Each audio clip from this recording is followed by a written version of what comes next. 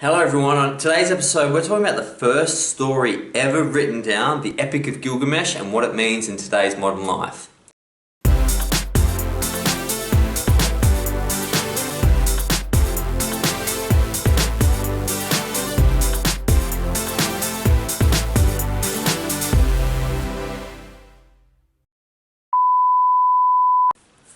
Hello everyone, I'm really excited and I dedicate this video to Alex. Alex said that I should make a video on the Epic of Gilgamesh, and what an incredible insight by him, because it didn't dawn on me, and I'm glad that we communicate, collaborate and share with the collective unconscious, because otherwise I could have skipped this video. And why would it be a problem if I skip this video? Well, the first recorded clay tablets from Babylon on cuneiform writing, which was the first form of writing which the Anunnaki gave to the Babylonians according to their historical tablets that they recorded things on, those big clay things, was the Epic of Gilgamesh. And the Epic of Gilgamesh, and I think we're going back 2100 BC, was the first sort of times, it was the first sort of recordings that we found, so it may be older.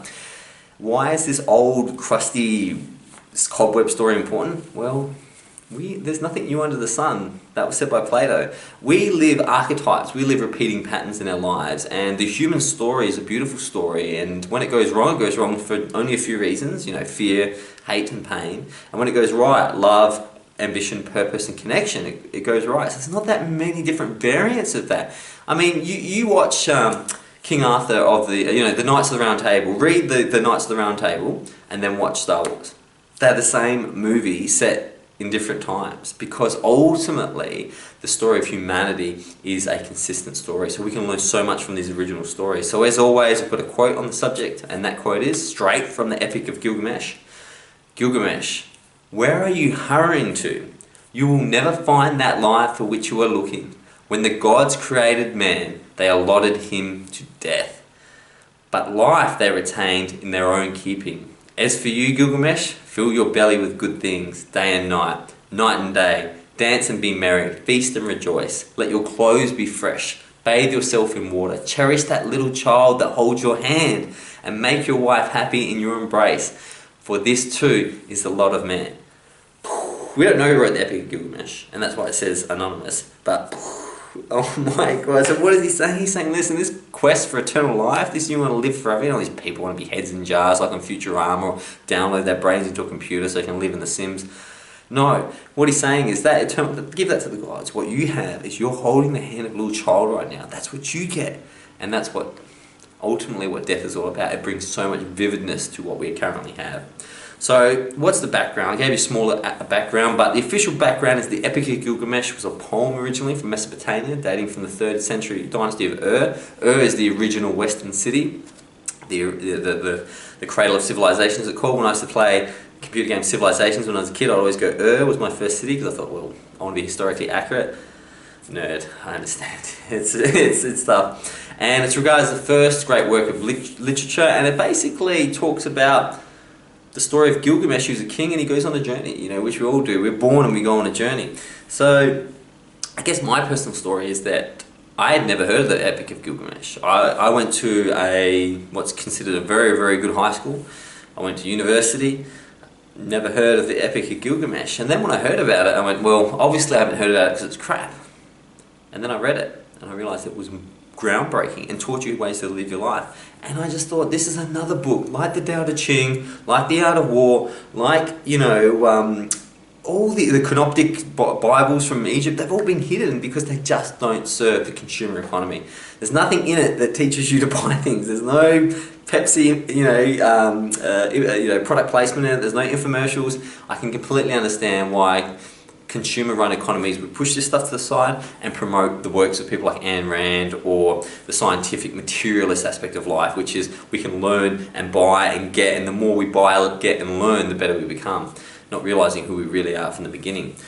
This is why you see the excitement, right? Because we get to talk about stuff that's deliberately been hidden from us, and these things that have been hidden from us are some of the gaps that we feel in our bodies and our souls, but the answers are there, which is really exciting. Now, we are all connected. I know that. Don't need to talk about it. I know that. However, it's interesting that it can be proven so conclusively from things like the original story ever written. Now, I want to talk about some of the things that happen in the Epic of Gilgamesh, and you tell me if any of this stuff relates. Even though you might not have read it, tell me if you've ever heard it. In the Epic of Gilgamesh, there's a great flood, which God creates in order to destroy the lands. Sound familiar? Do you remember a bloke called Noah?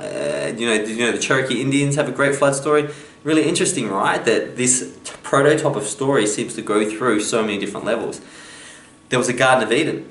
Does that sound familiar? A Garden of Eden, where all earth is a paradise. Trying to think. I don't know. It sounds very familiar, but I haven't read this. The temptation of a woman to a man that leads to the end of the Garden of Eden. Okay. Yeah, that does sound familiar. A forbidden fruit being offered to humans who take it when they shouldn't. That sounds familiar as well. So you understand where I'm going here, right? Is that all that stuff is in the Christian Judeo society that we live in now. All that stuff was ripped from the Epic of Gilgamesh. So people put their hands up and go, my religion is right. You better check yourself, because I don't know if your religion sometimes is a carbon copy of other religions. I mean, the Trinity that, I believe Jesus is the Son of God, but probably a bit differently to how Christians do. But the Trinity, well, Osiris, Isis and Horus, that's the original Trinity, known as the Trinity. There's a lot of stories that carry on. So what other sort of connective fibres and tissues do we have at the deepest level shown through the Epic of Gilgamesh? Ziggurats and pyramids.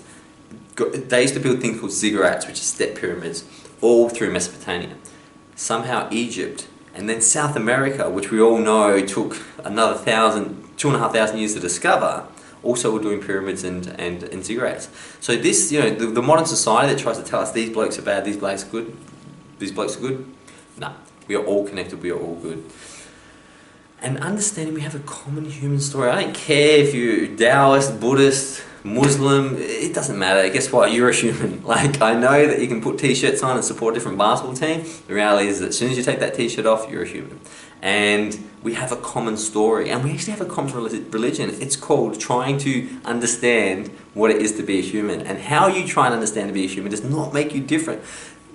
Just because you grow up speaking French and another person grows up speaking English doesn't mean they're entirely different people. It just means they learned a different narrative, a different story to interpret the world. But at the heart, they still love, they still connect, they still die, they still pay taxes. That's what we need to understand about religion. It's simply a different language taken from the original human story.